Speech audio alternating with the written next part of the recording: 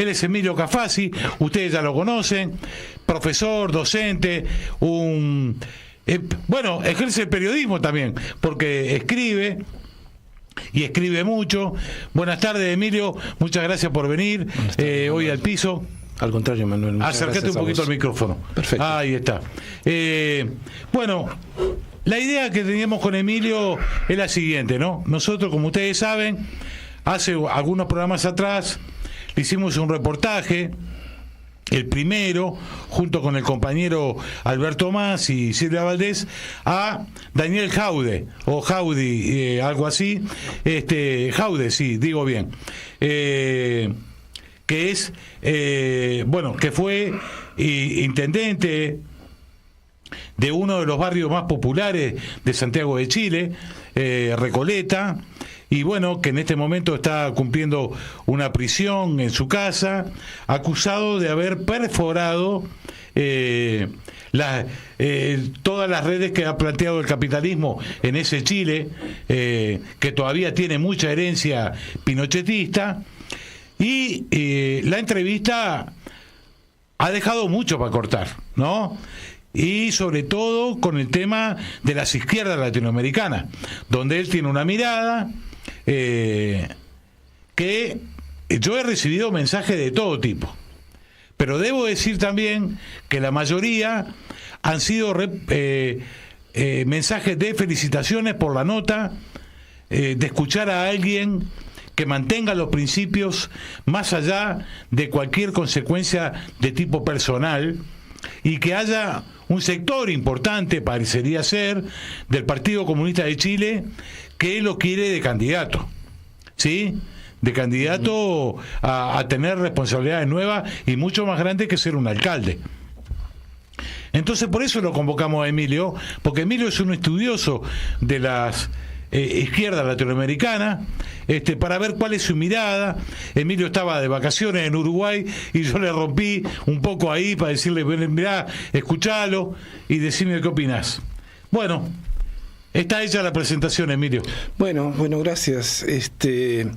A ver, sí, yo escuché ese reportaje, vos me lo pasaste. Yo estructuraría el contexto de la situación chilena y de las particularidades en una reconfiguración que me parece muy compleja de las izquierdas latinoamericanas. Una primera mirada superficial, y yo diría más bien al estilo de un placebo, de un bálsamo, es, digamos, hacer un cálculo meramente cuantitativo. Si la cosa es meramente cuantitativa, uno podría decir que los progresismos, incluyendo las izquierdas, están en auge en América Latina. Prácticamente una mayoría de los países podríamos inscribirlos dentro del progresismo, lamentablemente no la Argentina, como es obvio, pero de todas maneras una amplia mayoría. Una enorme proporción de la población, digamos, vive bajo regímenes progresistas en términos generales, incluyendo la chilena. En fin, hay un control territorial. Sin embargo, me parece que quedarse simplemente con esta visión opaca enormemente los grandes problemas cualitativos que presupone la dimensión de la construcción de una alternativa, no diría ya alternativa al capitalismo, sino simplemente de regulación del capitalismo en un sentido más bien progresista, hasta socialdemócrata o keynesiano, si uno lo ve en términos más esquemáticos, digamos. Esto lo que implica, me parece que es lo siguiente. En primer lugar, una enorme heterogeneidad producto del proceso de independencia, de la balcanización que se dio originalmente con los procesos de independencia de casi todos los países latinoamericanos y, por supuesto, vinculados además a interrupciones de su dinámica política, de golpes de Estado, o formas de estados terroristas, o de enormes procesos de corrupción y burocratización. Estoy pensando inclusive en la Revolución Mexicana, etcétera. Esto por un lado. Por otro, la imposibilidad de las izquierdas de constituirse, en todo caso, en una especie de alianza por abajo que tienda a suturar de algún modo esto. Lo ha intentado el Foro de San Pablo, sin duda, pero que de algún modo ha continuado con estas formas de la balcanización. Esto es que ni siquiera podríamos hablar de una homogeneidad de las izquierdas, mucho menos aún de las superestructuras y de la naturaleza de las formaciones sociales de América Latina. Esto nos da una enorme complejidad, porque, digamos, el bálsamo siguiente que podría acompañar esto es la exacerbación, o en todo caso la elevación al plano de la doxa de la idea de traición. Entonces, entre por un lado una suerte de cálculo cuantitativo que podría aliviarnos un poco, y por otro lado la posibilidad de acusar a traidores absolutamente a todo el mundo, sin poder explicar cuál es la razón por la cual alguien llega a traicionar, si efectivamente es tal, nos deja en una situación bastante inerme desde el punto de vista teórico y analítico, elucida muy poco respecto a la realidad latinoamericana.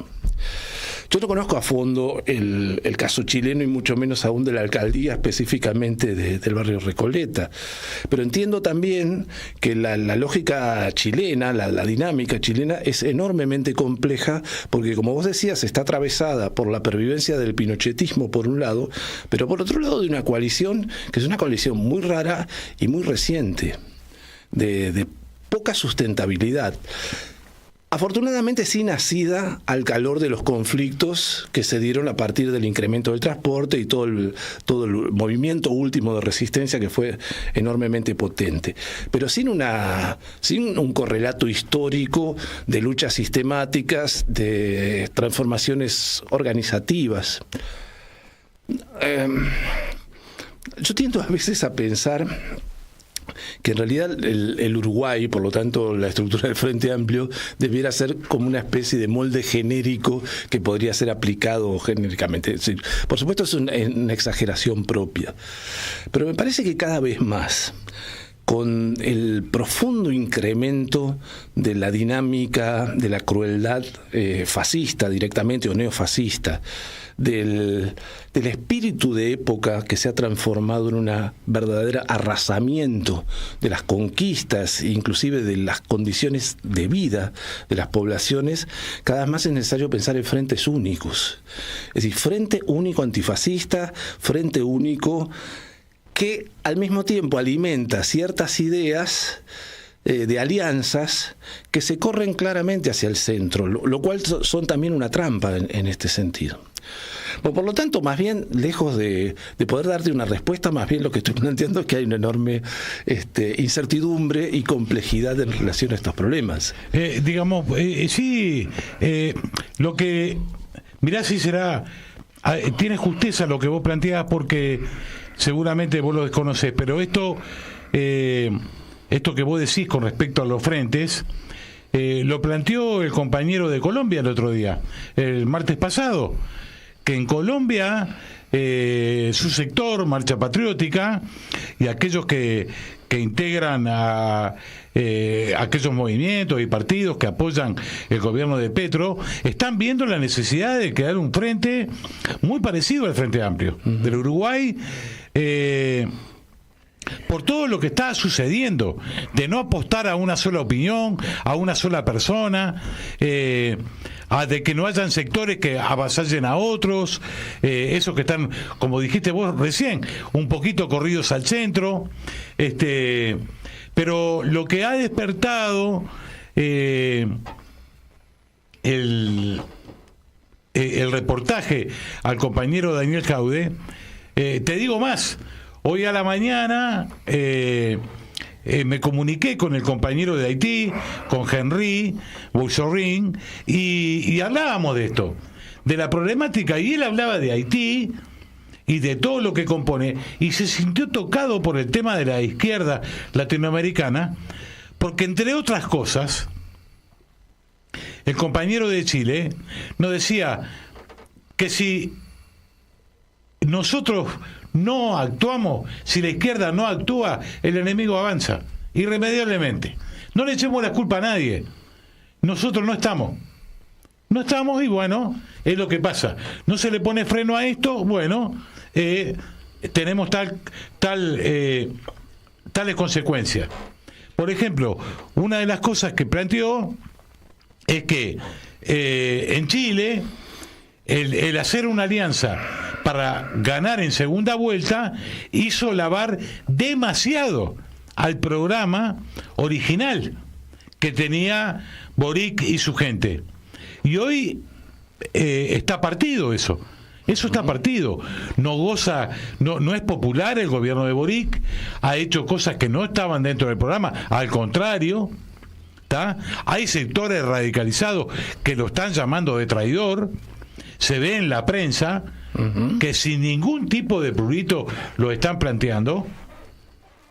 Entonces esto también nos pone de alguna manera en alerta, decir, bueno, ser progresista no es ser de izquierda, ¿tá? Izquierda es otra cosa. Sí, claro. ¿Tá? Aquellos que venimos de otra etapa y qué sé yo, cuando hablamos que decimos, si nosotros no tenemos una democracia avanzada, difícilmente podamos resolver los problemas grandes, como por ejemplo la indigencia, la pobreza, la gente sin techo, el problema de en manos de quién está la tierra, digamos, ¿no? Es un problema general de nuestra América Latina y el Caribe. Sin duda. Un poco la cosa venía por ahí, pero está bien esto que vos planteás, que tenemos más, tenemos pocas certezas, ¿no? Son más dudas realmente que certezas, ¿no? Sí, a ver, yo haría simplemente la siguiente mediación respecto a esto cuando planteé lo del Frente Amplio.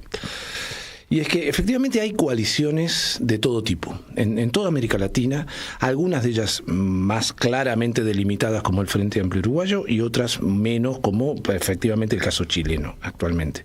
Ahora, lo que creo que es determinante en el Frente Amplio es que no es simplemente una coalición, es un movimiento. Exacto. Con una estructura territorial y al mismo tiempo con una alianza estructural con los movimientos sociales, el más importante de los cuales es el movimiento obrero.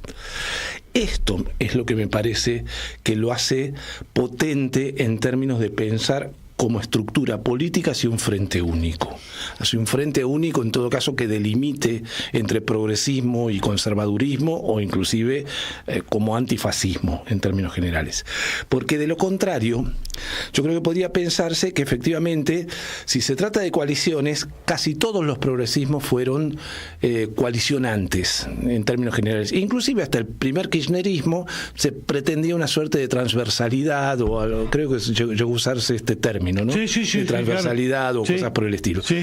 Que de hecho no funcionó como tal, pero de todas maneras la idea de coalición siempre está. Ahora, lo que sostengo es insuficiente.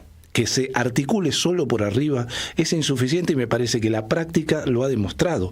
De hecho, el punto de partida de la ola progresista en América Latina fue el post-ALCA, digamos, el momento posterior al rechazo del ALCA, donde no solo también hubo una proporción importantísima de países con sesgo progresista, sino al mismo tiempo una realimentación interesante, pero exclusivamente por arriba, y con escaso repercusión en términos de transformaciones estructurales de la formación económico-social.